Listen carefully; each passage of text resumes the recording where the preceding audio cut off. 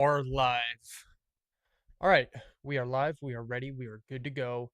You guys know the drill. We get on live. First thing we're doing is we're making sure everything's running straight.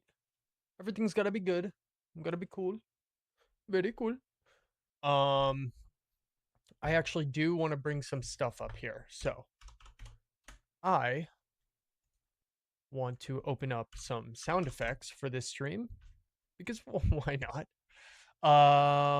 Today's going to be an awesome stream. First of all, before we get too deep into the madness, I'm doing the famous NAG audio check. So looks like we're still waiting for the stream to get up. My audio levels seem totally fine here on OBS, but you know you can never trust the streaming software for shit. For shit. You can't do it. No matter what it is. Well, are we live? What's going on? It says we're live. Uh-oh. It's taking a while to load. Oh, X is up. No matter what it is. Okay, X audio is working. Now we're just waiting for Rumble to catch up. You know, the latency is a bit longer here, so we just got to give it a. Oh wait, it's because I don't have my fucking internet on. Are you kidding me? Well, if you're in the chat while we're waiting to get started, say what's up. Let's talk for a second. X audio is working. We're good. We're good. We're looking good. We are looking good. We're sitting pretty. It says we have 4 people here in the Rumble stream, which is awesome. I welcome you. If you're coming, if you're here, if you're not, text the link to some friends because today we're talking about Bitcoin. Historical Research Quest. Every single Wednesday, we sit in this seat and we talk a little bit of history. Sometimes it's, specific historical events. Sometimes it's long periods. Either way, it's something in the past that we're talking about today. And today's topic, I was sitting around today. I was thinking, what do I want to do the stream about tonight? Like, I did Iran last week. That was a fun ass stream. I've been pumping out clips for that. Um, and I wanted to do something relevant. Bitcoin's talked about a lot right now. And why not? Why not brush up on the Bitcoin knowledge, share to any who may be missing? We're going to go, I think this is going to be planned around 45 minutes, hopefully, of just straight Bitcoin word vomit information, chat involvement if you can be involved. However you want to do it, join up, say what's up. But one thing I'm going to do before I get started is share the live link on X. So please give me a second to do that. And then right as I finish that up, we're going to be rolling. We are going to be rolling. If anybody else wants to join me, I would love it if you shared the live stream link out. We're looking to grow the live stream audience over here. I do gaming streams. I do history streams. You know, the gaming streams have been pretty frequent. I'm tempted to say at least 3 nights a week. I go from 10 p.m. to at least 12 a.m. usually. Playing Counter-Strike 2 right now. That's my game. And obviously, we have the historical research quest streams every single Wednesday. And I'm looking to fit another series in, specifically live streamed. Obviously, I love the pre-produced and well done video content, but I I love the live streams. I love the aspect of building an active community who's there with you live in the moment that you can chat with directly, not just through comments. So I'm a live stream guy. What can I say? I'm a shorts guy. I'm a live stream guy. But most importantly, I haven't gotten a haircut yet. And it's atrocious. So I have to wear a hat for this stream. And I was looking through my hats, like I've been wearing the same Daytona 500 NASCAR hat. It's a sick hat, can't lie. But I got to switch it up a little bit sometimes. So I'm looking at my hats that I have, and I'm thinking to myself, which one should I wear? And I came to my Barrels for Heroes hat. Now, if you don't know Barrels for Heroes, it's one of the nonprofits I've been lucky enough to, work with, be involved with. I met the president. I love these guys. All right. Barrels for Heroes is an incredible nonprofit organization that supports, veterans, active duty service members, and they really just do their part to give back. And you know how they chose to do it? They love whiskey. I have two of their incredible bottles right here. They work with incredible distilleries all around the country.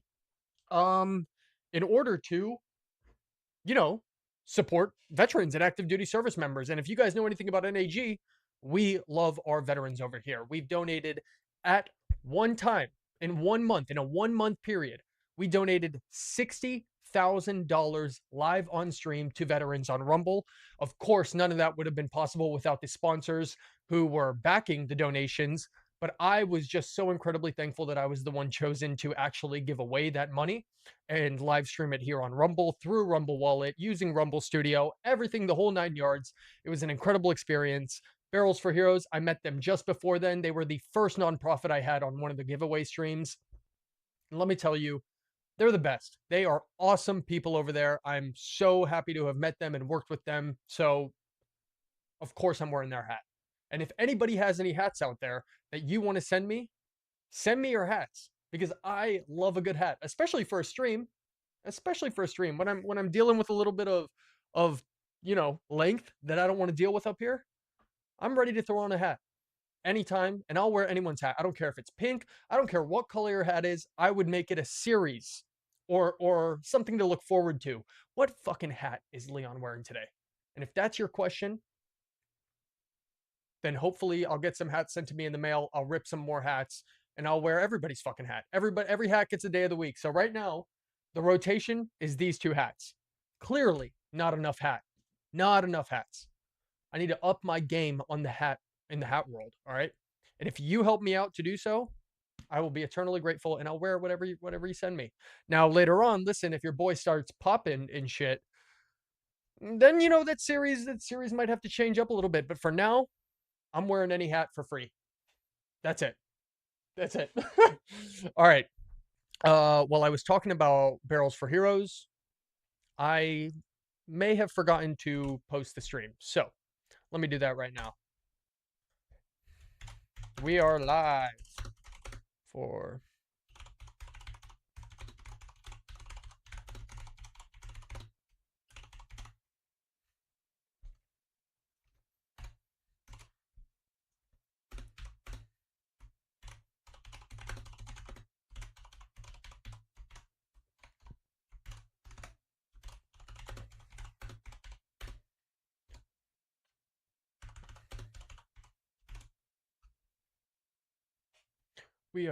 for tonight's historical research quest stream. Diving into Bitcoin. Come say hi, please. You know how it is. You know how it is. All right. Now, let me check if we have any chats rolling. Ooh.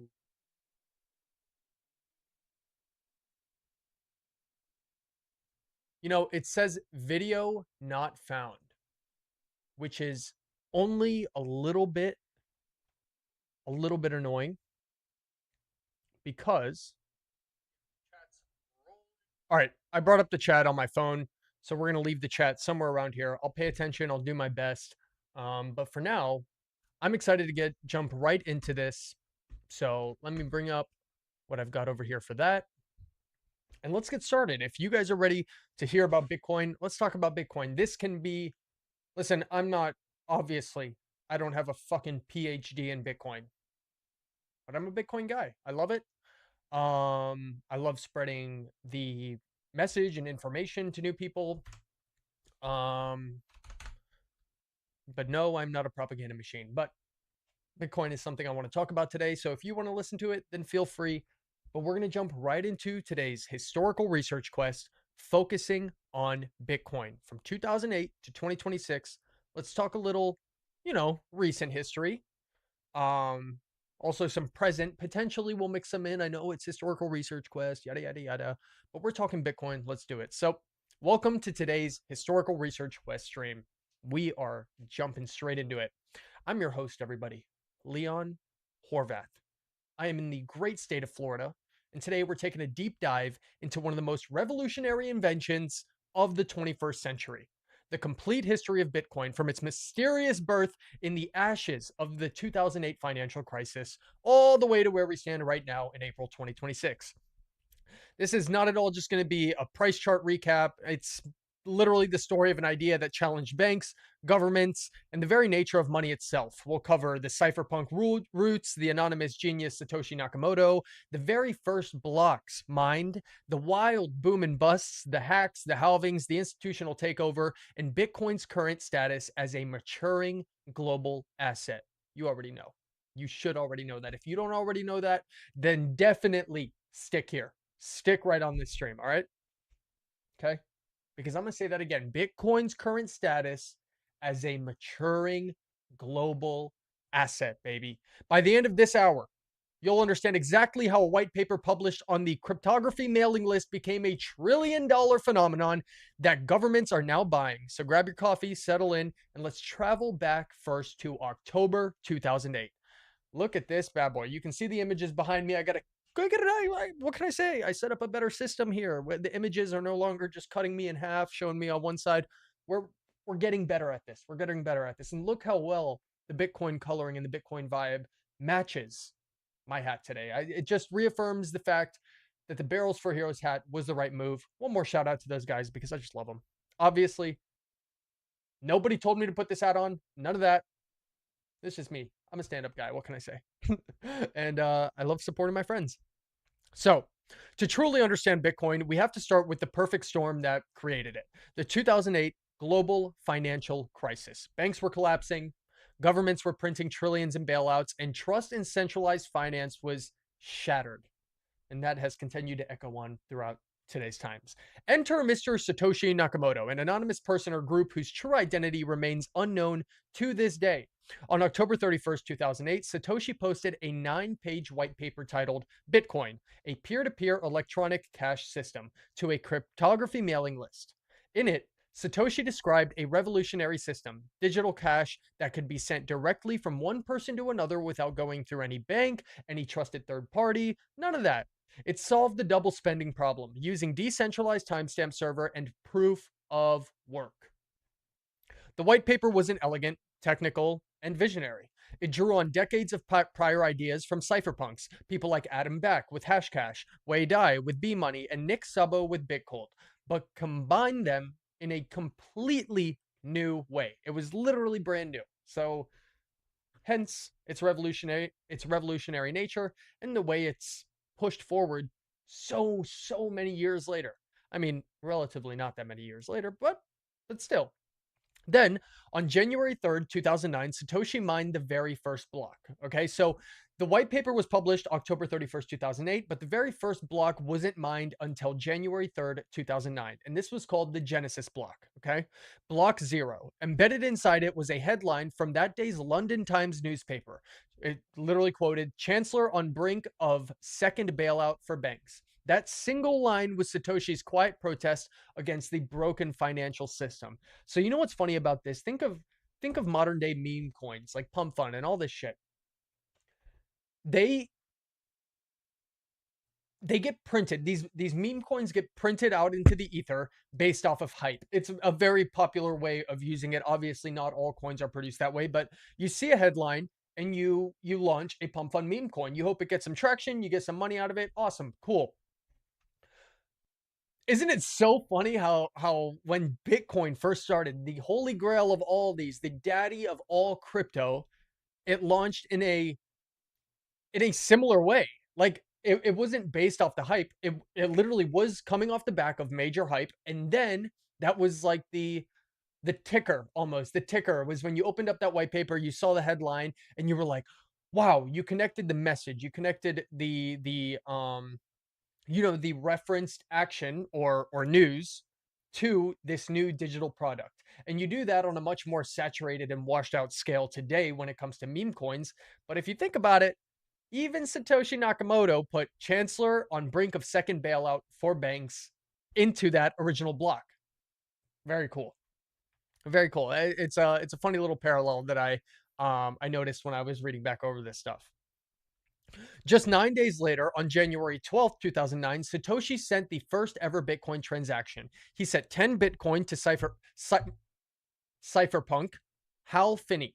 The network was officially alive. So January 12th, 2009, that first actual peer-to-peer transaction of 10 Bitcoin was made, and the rest is history from there. Let me bring up this new image for you guys. Here we go. This is that the Genesis block. So Bitcoin existed, but at this point it had zero price. It was purely an experiment among a tiny group of cryptographers and libertarians. Fast forward to May 22nd, 2010. Florida programmer Laszlo Hanyecz, right here in Jacksonville, by the way. I'm in Jacksonville, Florida. Posted on the Bitcoin forum offering 10,000 Bitcoin for 2 Papa John's pizzas. A guy named Jeremy Sturvident took the deal. So he was like, you got 10,000 Bitcoin? Like, we can't do shit with that. You know, you can't pay, I can't pay for pizza with 10,000 Bitcoin. But maybe if I give it to another Bitcoiner, you know, one of the guys in these little online groups, then they'll give me some money. I'll be able to buy Papa John's pizza. Hey, a win-win, right? These are worth nothing right now. Let me just throw this guy, all right? um those 10,000 Bitcoin were worth about $41 at the time. All right. So Bitcoin was worth nothing at the time, literally nothing. 10,000 Bitcoin was worth $41 at that time. So he just wanted to buy the pizza straight up. Fair deal. Well, today they'd be worth hundreds of millions of dollars, as you probably know. All right. That day is now celebrated globally as Bitcoin Pizza Day, the first real-world purchase with Bitcoin. On July 2010, oh wait, I can't forget this. So I mentioned that this guy Laszlo here, he's in Jacksonville, Florida. As some of you may know, I'm also in Jacksonville, Florida. For what I believe he's still here. I don't know for sure. Obviously, I don't talk to the guy. But not only are we in the same geographical location, this guy's Hungarian and I'm Hungarian. So technically, if it was like a heat map, if it was a very hyper specific heat map of where the first Bitcoin transaction for pizza took place and who did it, and the filters just so happened to be a Hungarian living in Jacksonville, then technically you could kind of say it was me. It was me. It was me by proxy. I'm probably one of the next closest people that could get pinpointed for this. Now, I may have been 8 years old, but who's to say I wasn't an extra technologically savvy, just Bitcoin invested 8-year-old who knew what the fuck was coming? Actually, I know why that's not the case, because then I wouldn't be sitting right here. I'd probably, if I was doing this stream, I'd be doing this stream off of, I don't know, some yacht in, I don't even know. I probably wouldn't even know where I'm at, to be fair, because I'd just be so chill. I'd be so relaxed. um, but that's funny. Yeah, not only was this guy in my same city, we're also both Hungarian, so we're connected by proxy, and by that, I think he should tip me some Bitcoin. If he was sending 10,000 Bitcoin all willy nilly back then in 2010, I hope he's got a few left around for your boy. All right. I don't know much about him now. I don't know what he's doing, but definitely a very funny little interesting detail. Something that connects me with this first ever Bitcoin purchase. Not directly, but in some ways we're connected. By July 2010, the first Bitcoin exchange, Mt. Gox, launched. All right. Price climbed from pennies to 30 cents by the end of the year. In February 2011, Bitcoin hit parity with the US dollar for the first time. By June, it reached $31 before crashing all the way back down. Our first time that we truly taste the extreme volatility that comes with this new tool. New tool, all right? This is like the first bit of mass volatility that you see here. All right. In November 2012 came the first ever halving. The block reward dropped from 50 Bitcoin to 25 Bitcoin, cutting new supply in half and setting the stage for the first major price cycle. Now here, obviously behind me, this is that guy. This is Laszlo Hanyecz. This is him right here. Let's move out of the way. He's got his pizza. He's got his pizza in here, pizza in hand, Coke in hand, and he's just looking, thinking, sitting there today thinking, damn, I spent 10,000 Bitcoin on 2 Papa John's pizzas. But still, he's cemented in history. If I was in his shoes, I would not be one bit upset at, being the first to complete this transaction, and the name, my name is etched into history for life because I made such a crazy move that only became crazy so many years later. Not that many years, because obviously it was launched on the exchange, but it's pretty cool. However, if I was in his shoes, I would just be thinking, well, why couldn't I just send this guy like 5,000 Bitcoin? Why 10? Even my 5,000 Bitcoin would be worth hella today. I don't know if he's got any left over. If he has thousands more left over, then good for him. He did everything perfectly. So we talked about November 2012 came the first halving. That dropped from 50 Bitcoin to 25 Bitcoin was the new reward for the new blocks. So here's the image of the guy right here. We're going to move the image one more time. And 2013 was absolutely explosive. Cyprus banking crisis drove people to Bitcoin as a safe haven. Price surged past $1,000 in November, but not everything was clean. The dark web marketplace Silk Road, which used Bitcoin for anonymous drug sales, was shut down by the FBI in October. I don't know why they shut that shit down. I mean, let people have the fun they want to do with the tools that they want to do. I mean, freedom, baby. This is America. How are you going to shut that shit down? Are you serious?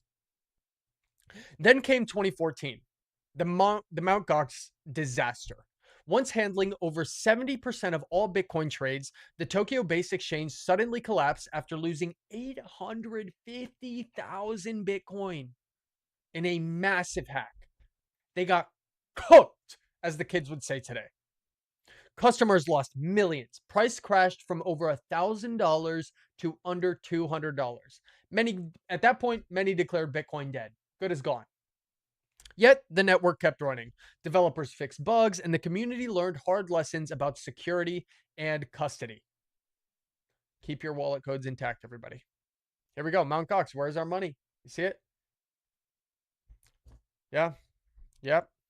Yep. Oh, hold on. Sorry, guys. Um, 1 second. Sorry.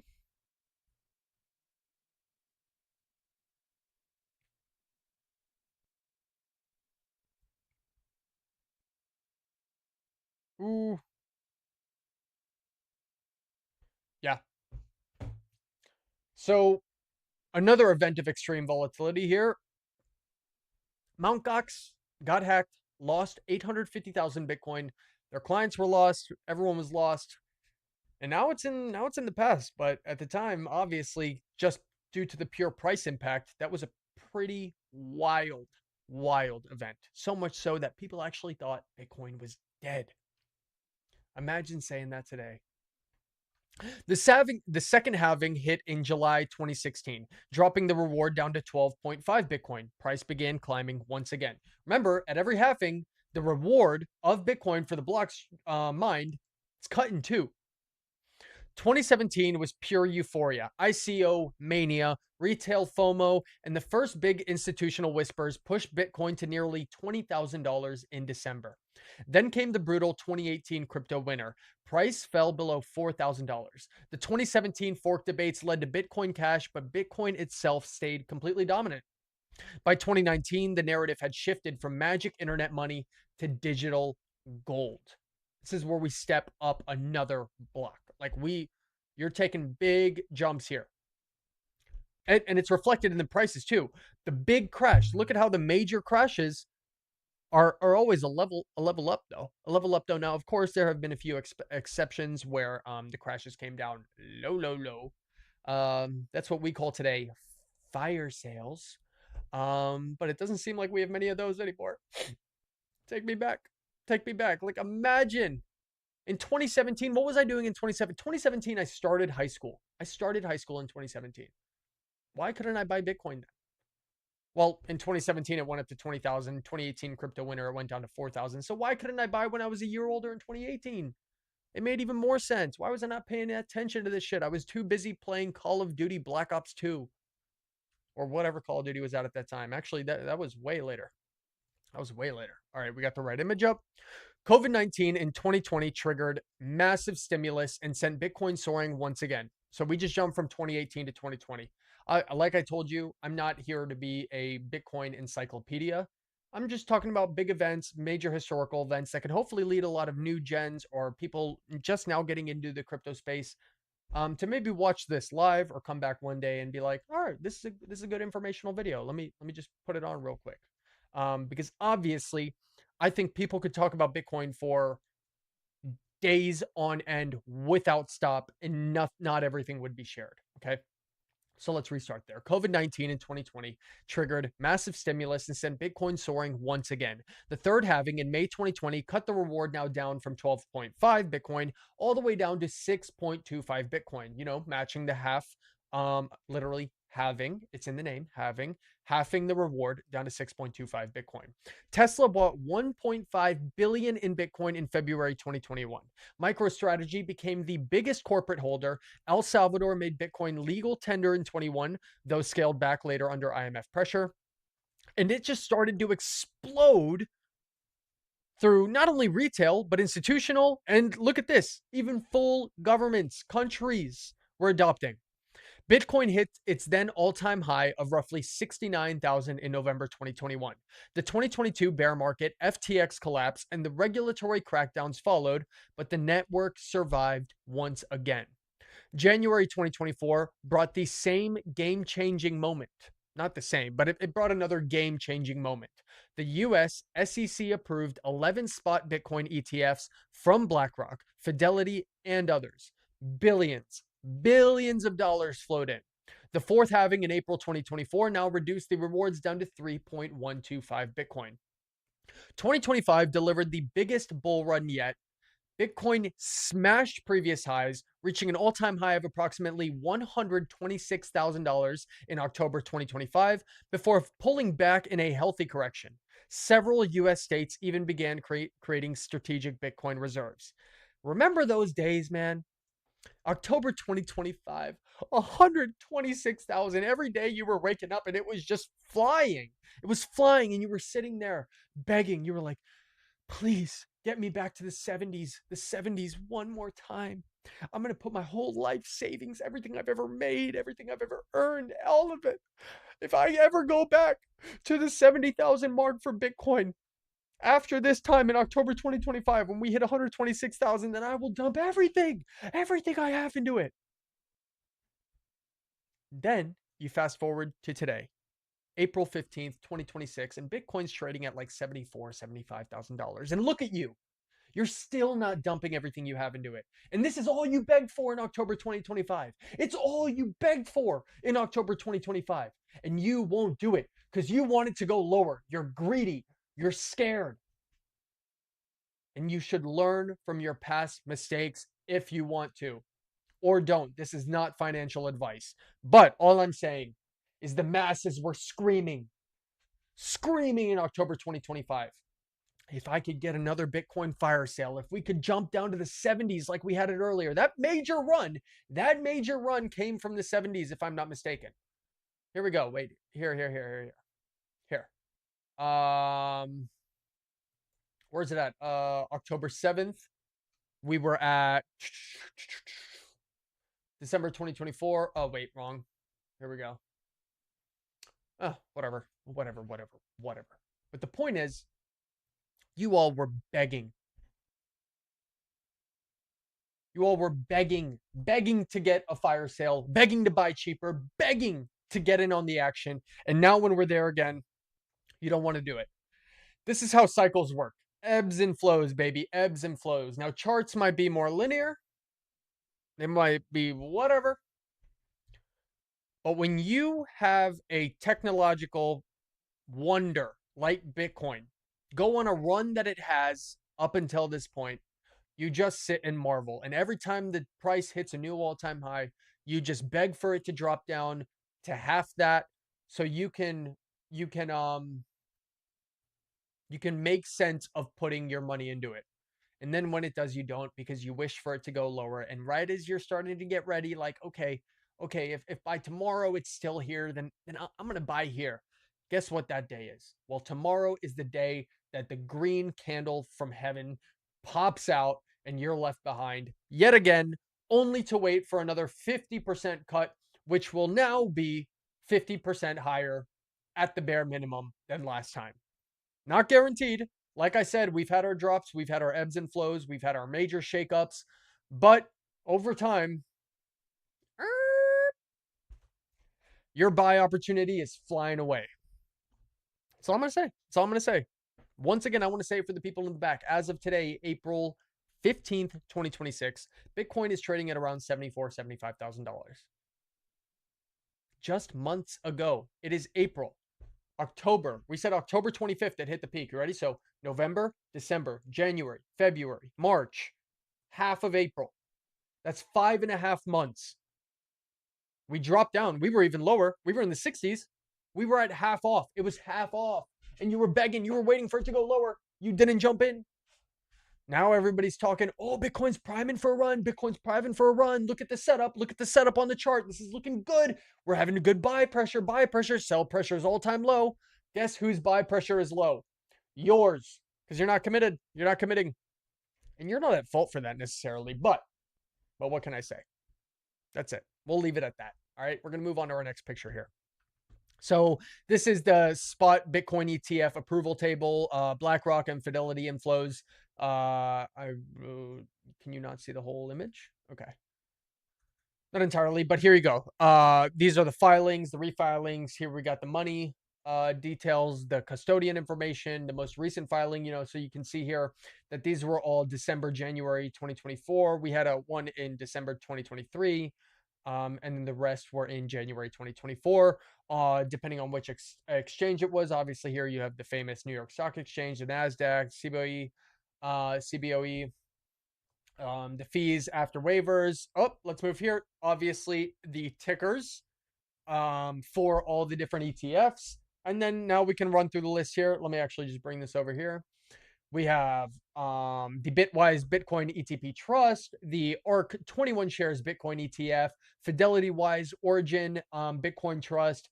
What is this? Wisdom Tree Bitcoin Trust, Indesco Galaxy Bitcoin ETF, Valkyrie Bitcoin Fund. We have the iShares Bitcoin Trust, the VanEck Bitcoin Trust, the Franklin Bitcoin ETF, the Hashdex Bitcoin ETF, the Grayscale Bitcoin Trust. And would you look at that? All of them filed on the same day. They were rushing. They were waiting for this shit to drop. And it all came. They all put in their approval or their applications. And then look at the custodians here. We got a Coinbase. Coinbase was running that wave. Coinbase wanted in on that ETF wave big. I mean, good for them. Good for them. Can't blame them. Right? Here we have the what is this? Let's go. This is the all-time high chart marker all the way up till 126K. Let me see if I can somehow make this a little. Oh wait, we'll do 100% and then we'll drag it down. Maybe I'll pull myself down a little bit too. Here we have the all-time high marker. So let's take a look at these. Look at them. Look, this looks like a me trying to trade meme coins, thinking I know something about a chart. I just draw random arrows everywhere. This is how I would do it. But look at that breakout here. Look at the halvings. So what's funny here is that there is the halving, which initiates obviously a massive spike in buys, because there's less supply inherently. As long as the entire project isn't bust, this naturally provides more value, more pure value for what you're in at that point. So when there is a halving, obviously there's going to be a major tick. Then off that major climb, you're going to have what people call a, oh my God, why am I blanking? Why am I blanking? Why am I blanking? Why am I blanking? A correction. Because everything can't just go like this. Everything can. A lot of people get wary. A lot of people get scared. A lot of people get concerned. A lot of people decide I'm doing good here. I can take my shit out, come back in later because I know this is probably going to go lower at some point. It's going to go higher, but it might go higher as well. But I want to secure my profits. I want to be safe. And that usually results a correction. Now, of course, when things start dropping, when the correction begins, that's only the tip of the iceberg, because then the other people who weren't even thinking that are like, oh shit, it's going down. Who knows how far it's going to go down? Who knows how long it's going to be down for? Let me get out of here. And that's when the retail, for the most part, comes in, but also institutional.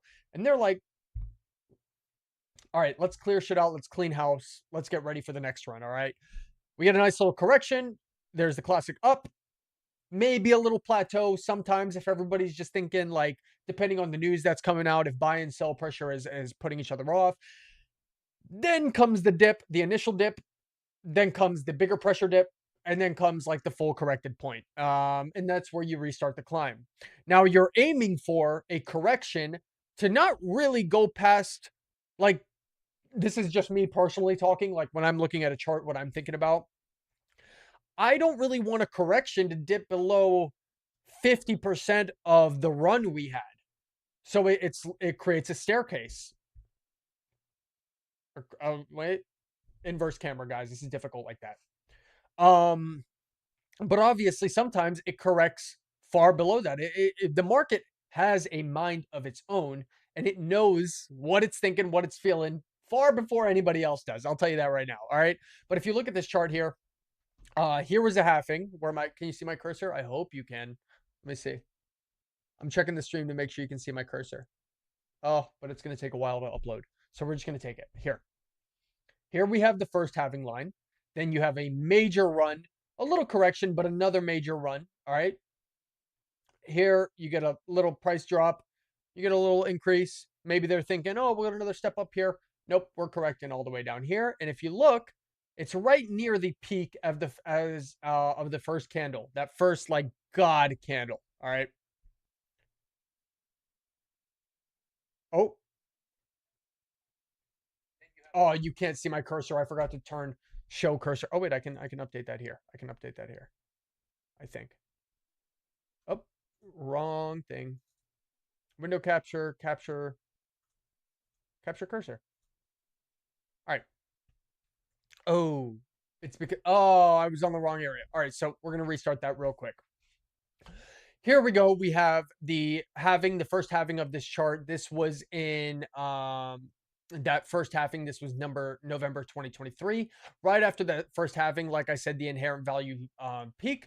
So you get a lot of buys here. A lot of buys here. A lot of people getting in on the action. They're hearing the news. They know what's going on. A lot of stuff might not know the halvings. A lot of people might not know the halvings coming up. Whatever it may be, something causes massive buy pressure. Okay. Then we have a little correction, a little dip, but it's November 2013. It's early. We get another run. We get another big run here. All right. Then we get the initial price drop. Then we're correcting down low. We hit bottom here, which is right about at the peak of that first God run after the halving. Then the cycle starts over. We're climbing, we're settling. Overall, there is a good feeling towards Bitcoin at this point. We are rocking and rolling. We're rising steady. All right. But then there was that second halving. Okay. That second halving. Here we take another major run, basically straight up. A little few stuff here and there, but you're running all the way up. All right. Another correction or another price drop, another correction. Here we had a little oh shit moment, but once again, we're right at about 50% of that 50% of that initial run after the halving. Then we have another little general run up here. We're growing steadily. It's a healthy chart. We're moving good. Then we have another halving. All right. Then we have another God run up here. Then we have a slight price drop and a little correction, but that resorts quickly here. Not I want to be very careful with what I say as I'm looking over this chart, because if you're watching this video back, for example, that was a complete misspeak on my part. It's not a correction there. This is just a price drop. There's just some sell pressure there. It's normal, whatever. We climb right back. We even that out. And then there is little over a longer period of time. It's a de-escalating chart. And we correct right around here, which is once again almost to the digit 50% of that initial run up after that third halving. All right. And then from there, we're running up here at this halving. Now the gain, what you'll notice is as the gains are less and less in the halving. Now, what I mean by gains is here you're dropping the rewards for Bitcoin from 50 Bitcoin down to 25 for every mined block. Remember, here you're dropping down to 12.25. Wait, 12.5. Here, you're dropping down to 6.25, okay? Here, you're dropping down to 3.1, whatever it is, okay? So the gains are less. So the God candles, the massive spikes are also going to be less because the gain there isn't as big to investors like you and I. Like the win there, it's huge. Don't get me wrong, it's huge, but it's not as huge. It's not cutting as much out of the system. When you look at it as a ratio, of course, it's the same thing. It's 50%, 50%, 50%. But 50% of 100% is less than 50% of 50%, obviously. And that's how you keep moving here. So this last run after that halving, it's not a God candle. You see, it's not a God buy run. Everybody's not jumping after it, but it's a healthy climb straight up, linear upwards. All right.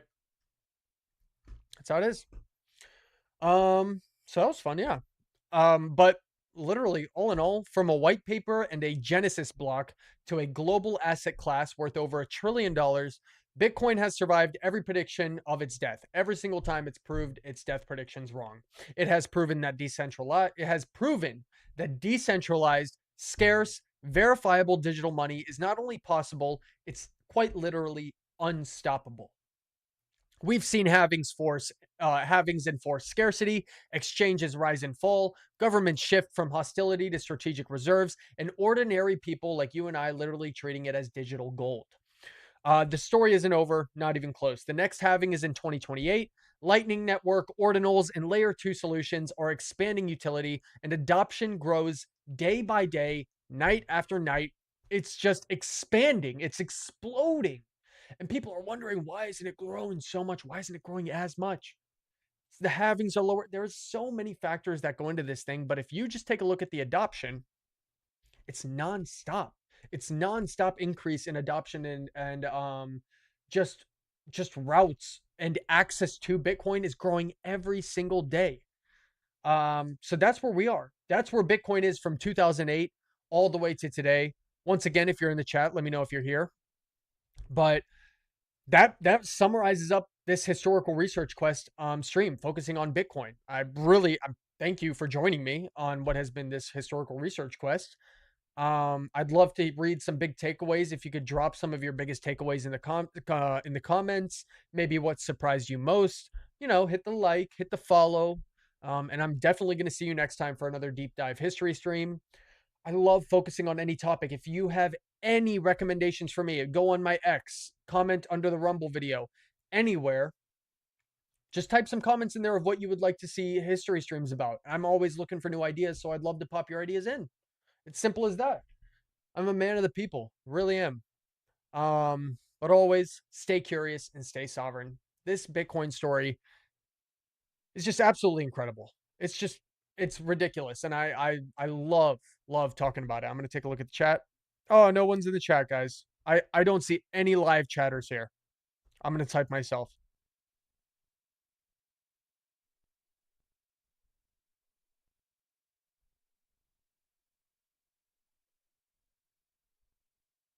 I'm asking a question in the chat.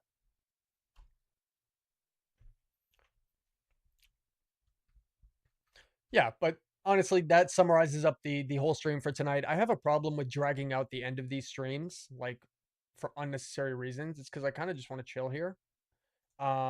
Maybe one day when we're like, we have some more active chatters, it'll be like a better there will be more of a purpose for me to drag out these streams. But right now I just look like a lunatic talking to myself. So yeah, there's that. But let's run through the images one more time in case you missed any. Ugh, of course it's going to be difficult. Nothing's ever easy because I have to like reframe every time I move the pictures. Here we go. We got that Bitcoin white paper, baby. Then we ran over to the Genesis block, January 3rd, 2009, was the first Genesis block with the Times headline on it, of course. Here we have Mr. Laszlo, the Hungarian individual from Jacksonville, Florida, who bought 2 Papa John's pizzas for 10,000 freaking Bitcoin. What a guy. Name etched into history forever and ever. What a legend. And I bet you he's sitting on his chair, whether he has 10 billion bucks or zero right now, and he's thinking, damn, that's pretty cool that people are going to remember me. Probably forever they'll read about him. Probably forever. All right. Here we have the Mount Gox saga, which obviously was hacked for 850,000 Bitcoin, like we discussed earlier. They lost all their clients' money. They got cooked. It sent Bitcoin's price crashing down from $1,000 all the way to $200. Then we move on over here to key Bitcoin events, which we talked about throughout the stream. And their prices at certain points. Here we have January 2024 at 39,000. We have April 20th at 64,000. We have December 6th at 63,000. Then this was, of course, uh, come on, in 2024. This was all in 2024. November 6th, we're at 75,000. And then we hit right here in December at the end, we're at $95,000. All right. Here is all the issues and order filings for the ETFs when they were allowed. Not all of them, but 11 issuers are listed here, with the majority of the custodian being owned by Coinbase. They got to get their bag. And then we finally finished up here at the, oops, there we go. Then we finished up here at the all-time high chart marker, all the way up until 126,000 in October 2025. And since then, we've obviously seen a droppity drop. But up until this point, the growth after halvings was tremendous. It just kept blowing up, absolutely blowing up. And that's what leads us here to today. So we took the entire Bitcoin story from 2008 up until 2026 today in April. We didn't cover absolutely everything, but we hit some major points. We had some major fun. And I thank you deeply for joining me today on this Historical Research Quest stream. Don't forget to leave your ideas down in the comments below for next week's stream every single Wednesday. Follow our X at NetAccess Group to keep up with all the stream announcements, all the content we post there throughout the day. I've been a short form content machine, low key, just posting videos about my day.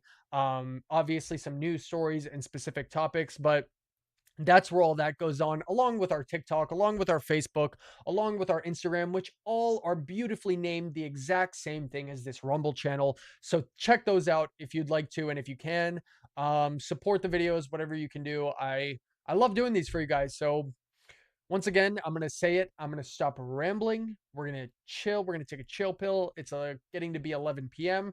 I said the stream would be about 45 minutes long. It is 10:47. We've been going exactly 47 minutes. Time flies by as always. And I will see you guys on the next one. Peace out.